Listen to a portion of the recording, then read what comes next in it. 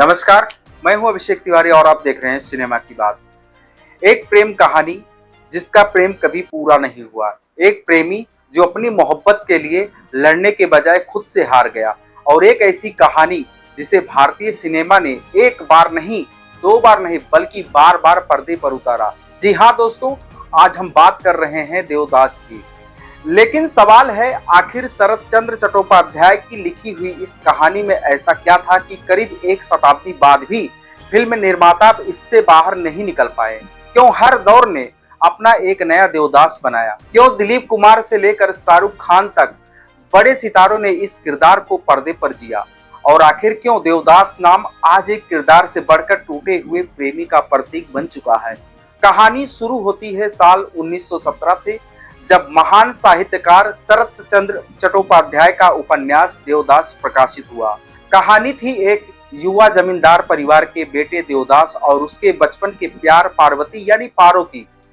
दोनों एक दूसरे से प्रेम करते हैं, लेकिन परिवार का घमंड, सामाजिक रूढ़ियां और सबसे बढ़कर देवदास की अपनी दुविधा इस प्रेम कहानी को मंजिल तक नहीं पहुंचने देती।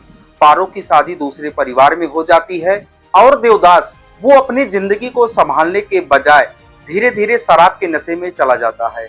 इसी दौरान उसकी जिंदगी में आती है चंद्रमुखी, एक ऐसी महिला जो देवदास से सच्चा लगाव रखती है। लेकिन देवदास अपनी अतीत और अपनी कमजोरियों से कभी बाहर नहीं निकल पाता और आखिर में पारो से मिलने की चाहत के लिए वो उसके घर के बाहर पहुंच जाता है। लेकिन दोनों की आखिरी मुलाकात भी नहीं हो पाती। देवदास वहीं दम तोड़ देता है। शायद यही दर्द था जिसने फिल्म निर्माताओं को इस कहानी की तरफ खींचा। साल 1928 में पहली बार देवदास की कहानी को मूक फिल्म के रूप में पर्दे पर उतारा गया। लेकिन असली सिनेमाई बदलाव आया 1935 में। निर्देशक पीसी बरुआ ने बंगाली भाषा में देवदास बनाई और खुद मुख्य किरदार निभाया। फिल्म को जबरदस्त पहचान मिली। इसके बाद हिंदी संस्करण आया जिसमें केएल सहगल ने देवदास का किरदार निभाया। सहगल की आवाज और उनके अभिनय ने देवदास को देश भर के दर्शकों के बीच लोकप्रिय बना दिया। लेकिन फिर आया साल 1955 और बड़े पर्दे पर दिखाई दिए दिलीप कुमार। बिमल राय के निर्देशन में बनी देवदास। दिलीप कुमार, सुचित्रा सेन और वैजंती माला मुख्य भूमिका में भी थे। दिलीप कुमार ने देवदास के दर्द को जिस खामोशी और गंभीरता से पर्दे पर उतारा, उसने दर्शकों को अंदर तक छू लिया। देवदास का किरदार उनके फिल्मी सफर के सबसे यादगार किरदारों में शामिल हो गया। लेकिन कहानी सिर्फ हिंदी सिनेमा तक सीमित नहीं रही। देवदास बंगाली से निकलकर तेलुगु, तमिल सिनेमा तक पहुंचा। 1953 में अक्किनेनी नागेश्वर राव ने देवदास का ऐसा किरदार निभाया कि दक्षिण भारत के दर्शकों के लिए देवदास एक यादगार फिल्म बन गई। समय बदलता रहा, पीढ़ियां बदलती रही, सिनेमा की तकनीक बदलती रही, लेकिन देवदास की कहानी खत्म नहीं हुई। और फिर आया साल 2002। संजय लीला भंसाली ने देवदास को एक ऐसे भव्य अंदाज में पर्दे पर उतारा जिसकी चर्चा पूरी दुनिया में हुई। शाहरुख खान बने देवदास, ऐश्वर्या राय बनी पारो और माधुरी दीक्षित ने चंद्रमुखी का किरदार निभाया। विशाल सेट, भव्य पोशाकें, दमदार संगीत और पर्दे पर दिखाई देता है दर्द और प्रेम।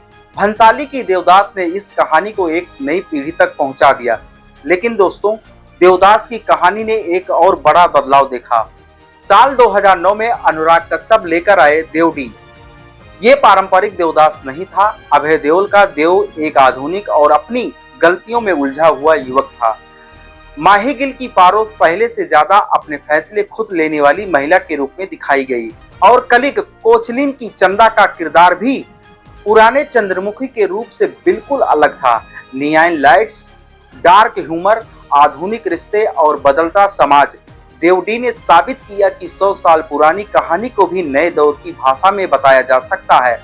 अब सवाल है कि आखिर देवदास में ऐसा क्या है?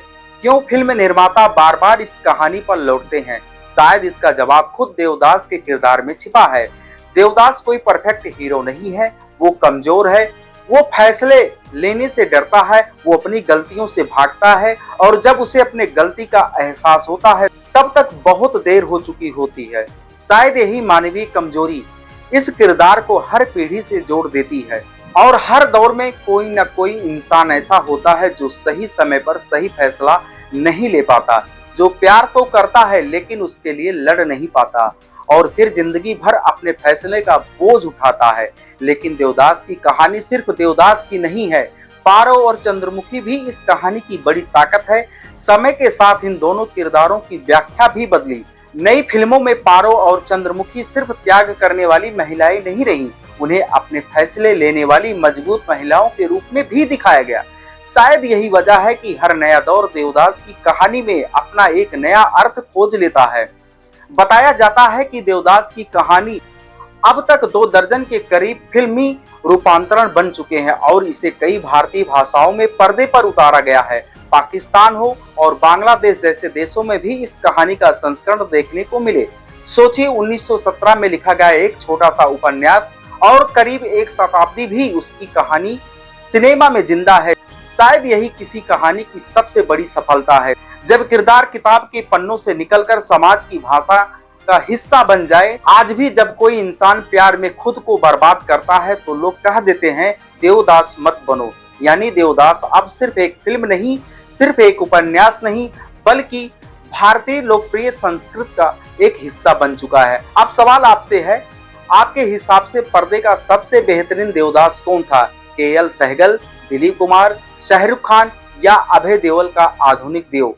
कमेंट बॉक्स में अपनी राय जरूर बताएं।